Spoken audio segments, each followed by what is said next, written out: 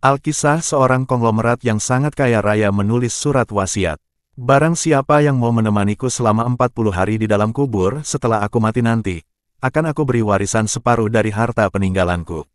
Lalu ditanyakanlah hal itu kepada anak-anaknya apakah mereka sanggup menjaganya di dalam kubur nanti. Tapi anak-anaknya menjawab, mana mungkin kami sanggup menjaga ayah, karena pada saat itu ayah sudah menjadi mayat. Keesokan harinya, dipanggillah semua adik-adiknya. Dan beliau kembali bertanya, adik-adikku, sanggupkah di antara kalian menemaniku di dalam kubur selama 40 hari setelah aku mati nanti? Aku akan memberi setengah dari hartaku. Adik-adiknya pun menjawab, apakah engkau sudah gila? Mana mungkin ada orang yang sanggup bersama mayat selama itu di dalam tanah? Lalu dengan sedih konglomerat tadi memanggil ajudannya, untuk mengumumkan penawaran istimewanya itu ke seantero negeri. Akhirnya, sampai jugalah pada hari di mana konglomerat tersebut kembali ke rahmatullah. Kuburnya dihias megah laksana sebuah peristirahatan termewah dengan semua perlengkapannya. Pada waktu yang hampir bersamaan, seorang tukang kayu yang sangat miskin mendengar pengumuman wasiat tersebut. Lalu tukang kayu tersebut dengan tergesa-gesa segera datang ke rumah konglomerat tersebut untuk memberitahukan kepada ahli waris akan kesanggupannya. Keesokan harinya dikebumikanlah jenazah sang konglomerat. Si tukang kayu pun ikut turun ke dalam liang lahat sambil membawa kapaknya. Yang paling berharga dimiliki si tukang kayu hanya kapak, untuk bekerja mencari nafkah. Setelah 7 langkah para pengantar jenazah meninggalkan area pemakaman, datanglah malaikat mungkar dan nakir ke dalam kubur tersebut. Si tukang kayu menyadari siapa yang datang, ia segera agak menjauh dari mayat konglomerat.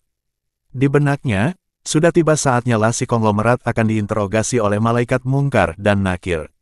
Tapi yang terjadi malah sebaliknya, malaikat mungkar nakir malah menuju ke arahnya dan bertanya, apa yang kau lakukan di sini? Aku menemani mayat ini selama 40 hari untuk mendapatkan setengah dari harta warisannya, jawab si tukang kayu. Apa saja harta yang kau miliki? Tanya mungkar nakir. Hartaku cuma kapak ini saja, untuk mencari rezeki, jawab si tukang kayu. Kemudian mungkar nakir bertanya lagi, dari mana kau dapatkan kapakmu ini? Aku membelinya, balas si tukang kayu. Lalu pergilah mungkar dan nakir dari dalam kubur tersebut. Besok di hari kedua, mereka datang lagi dan bertanya, apa saja yang kau lakukan dengan kapakmu? Aku menebang pohon untuk dijadikan kayu bakar, lalu aku jual ke pasar, jawab tukang kayu. Di hari ketiga ditanya lagi, pohon siapa yang kau tebang dengan kapakmu ini? Pohon itu tumbuh di hutan belantara, jadi ngak ada yang punya, jawab si tukang kayu. Apa kau yakin? Lanjut malaikat. Kemudian mereka menghilang. Datang lagi di hari keempat. Bertanya lagi adakah kau potong pohon-pohon tersebut dengan kapak ini sesuai ukurannya dan beratnya yang sama untuk dijual. Aku potong dikira-kira saja. Mana mungkin ukurannya bisa sama rata, tegas tukang kayu.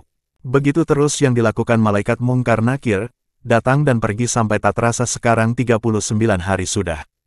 Dan yang ditanyakan masih berkisar dengan kapak tersebut. Di hari terakhir yang ke-40, datanglah mungkar dan nakir sekali lagi bertemu dengan tukang kayu tersebut. Berkata mungkar dan nakir, hari ini kami akan kembali bertanya soal kapakmu ini. Belum sempat mungkar nakir melanjutkan pertanyaannya, si tukang kayu tersebut segera melarikan diri ke atas dan membuka pintu kubur tersebut.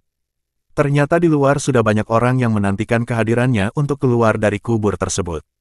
Si tukang kayu dengan tergesa-gesa keluar dan lari meninggalkan mereka sambil berteriak, kalian ambil saja semua bagian harta warisan ini, karena aku sudah tidak menginginkannya lagi. Sesampai di rumah, si tukang kayu berkata kepada istrinya, aku sudah tidak menginginkan separuh harta warisan dari mayat itu. Di dunia ini harta yang kumiliki padahal cuma satu kapak ini, tapi malaikat mungkar nakir selama 40 hari yang mereka tanyakan dan persoalkan masih saja di seputar kapak ini.